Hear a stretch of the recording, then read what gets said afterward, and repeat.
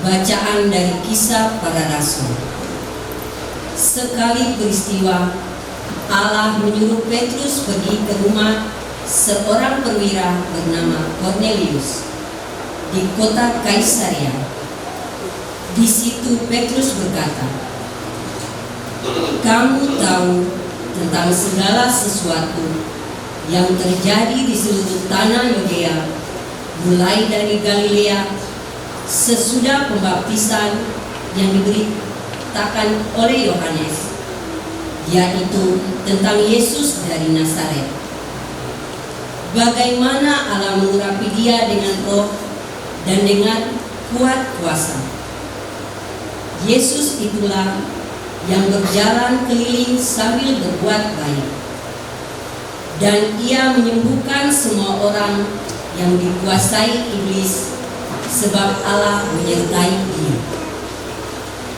Kami adalah saksi dari segala sesuatu yang dibuat Yesus di tanah Yudea maupun di Yerusalem.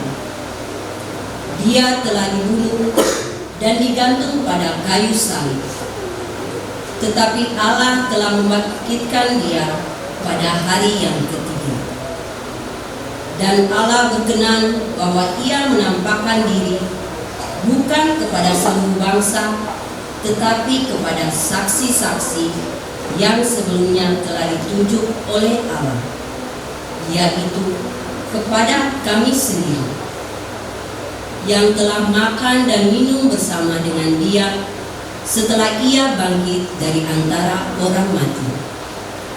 Dan Yesus telah menugaskan kami memberitakan kepada seluruh bangsa dan memberikan kesaksian bahwa dialah yang ditentukan Allah menjadi hakim atas orang hidup dan orang mati. Tentang dialah semua nabi bersaksi bahwa siapa saja yang percaya kepadanya, dia akan mendapat penampunan dosa oleh karena namanya." Demikianlah sabda Tuhan.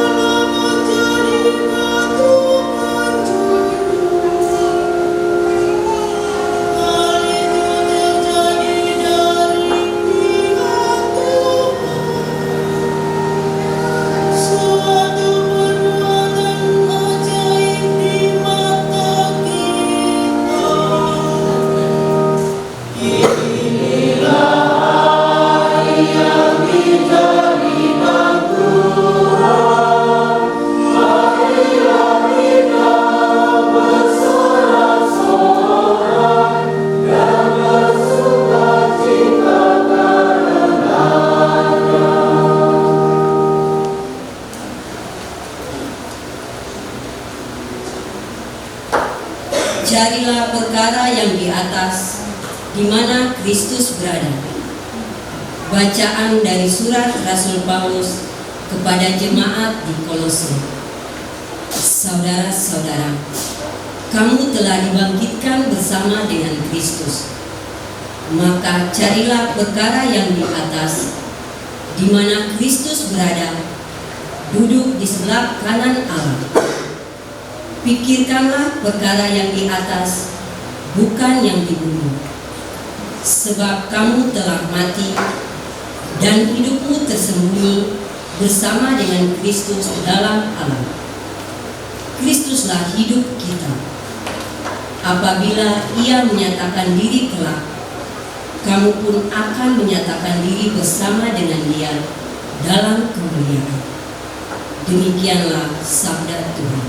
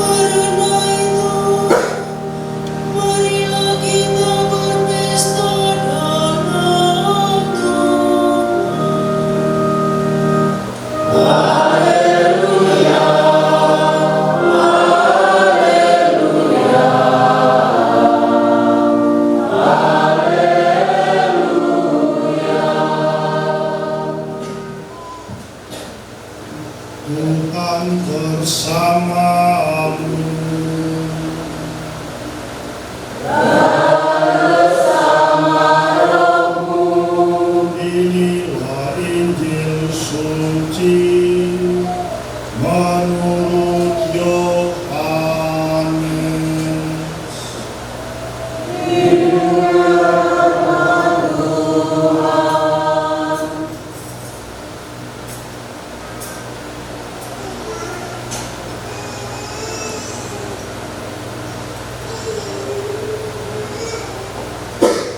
Pada hari pertama pekan itu, pagi-pagi benar ketika hari masih gelap, pergilah Maria Magdalena ke kubur Yesus. Dan ia melihat bahwa batu penutupnya telah diambil dari kubur. Ia berlari-lari mendapatkan Simon Petrus dan murid yang lain yang dikasihi Yesus. Ia berkata kepada mereka, "Tuhan telah diambil dari kuburnya, dan kami tidak tahu di mana ia diletakkan." Lalu berangkatlah Petrus dan murid yang lain itu ke kubur. Keduanya berlari bersama-sama, tetapi murid yang lain itu berlari lebih cepat daripada Petrus, sehingga ia lebih dahulu sampai di kubur. Ia menjenguk ke dalam dan melihat kain kafan terletak di tanah. Akan tetapi ia tidak masuk ke dalam. Kemudian tibalah juga Simon Petrus menyusul dia dan masuk ke dalam kubur itu. Ia melihat kain kafan terletak di tanah, sedangkan kain pelung yang tadinya ada di kepala Yesus tidak terletak dekat kain kafan itu, tetapi terlipat tersendiri di tempat yang lain. Sesudah itu, masuklah juga murid yang lain yang lebih dahulu sampai ke kubur itu. Ia melihatnya dan percaya, sebab selama itu mereka belum mengerti isi kitab suci yang mengatakan bahwa ia harus bangkit dari antara orang mati. Demikianlah sabda Tuhan.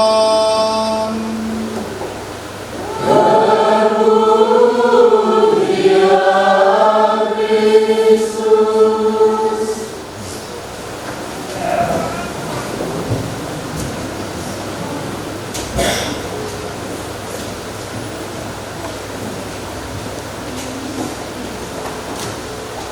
Bapak, Ibu, Saudara dan Saudari yang terkasih dalam Kristus,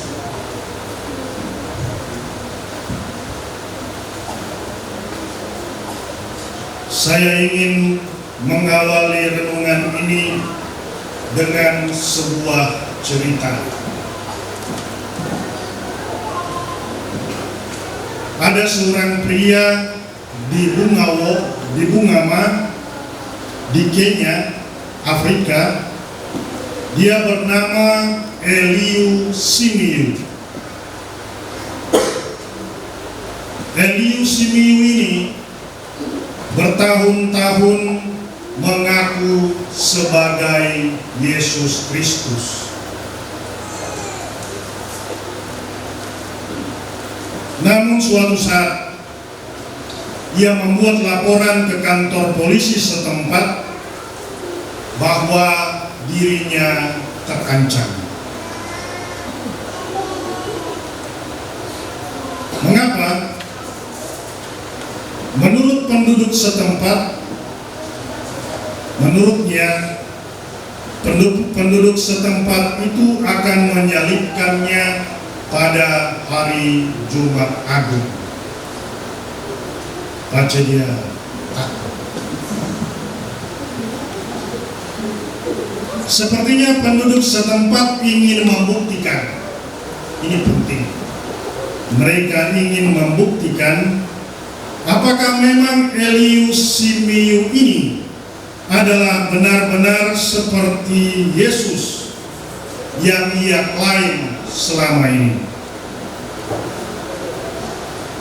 Menurut penduduk setempat, jika memang benar, tentunya ia akan bangkit beberapa hari setelah disalib. Namun yang terjadi sebaliknya, ia justru kabur ke kantor polisi mencari perlindungan.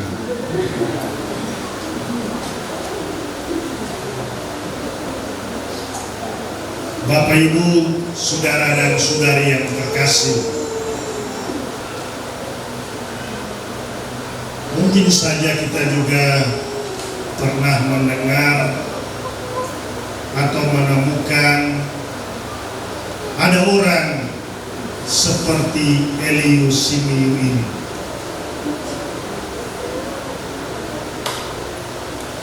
Suatu kesempatan saya pernah bilang, kalau seandainya yang bersangkutan itu dia bisa disalibkan dan bangkit seperti Yesus yang saya imani, hari ini juga saya lepas jubah dan ikut dia.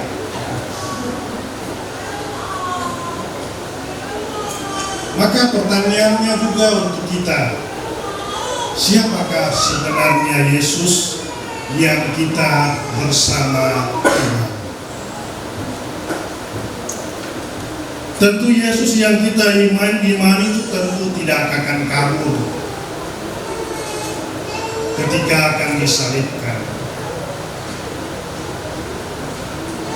Ia taat pada kehendak Bapaknya, menderita sengsara, wafat, dan dibangkitkan.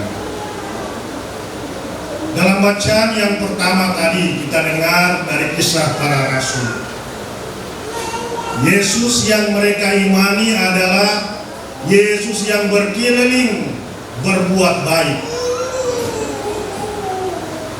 Dan para rasul dalam Kisah Para Rasul tadi mengatakan, kami adalah saksinya. Di bagian lain, Rasul Paulus sendiri menegaskan, jika Kristus tidak dibangkitkan, maka sia-sialah kepercayaan.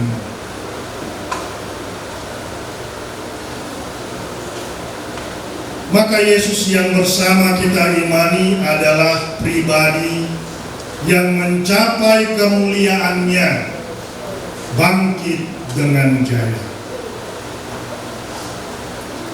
Bapak, Ibu, saudara dan saudari terkasih, Hari Raya Paskah adalah puncak iman kita. Hari Raya Paskah adalah hari yang gembira bagi kita, karena Kristus mengalahkan maut dan bangkit dengan mulia. Hari Raya Paskah juga adalah hari raya kebangkitan kita bersama dengan Kristus. Kita bersama bergembira karena Kristus boleh bangkit dengan jaya.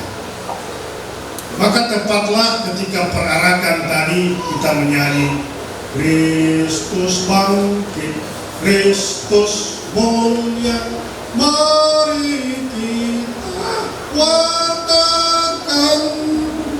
Ya toh? Maka marilah Bapak, Ibu, saudara dan saudari terkasih, kita kembali dengan gembira bersyukur kepada Tuhan atas kebangkitan kita sendiri, yang dimana kita juga bangkit bersama Kristus dan mewartakan kebangkitan Kristus dalam hidup kita masing-masing. Dalam nama Bapa dan Putra dan Roh Kudus.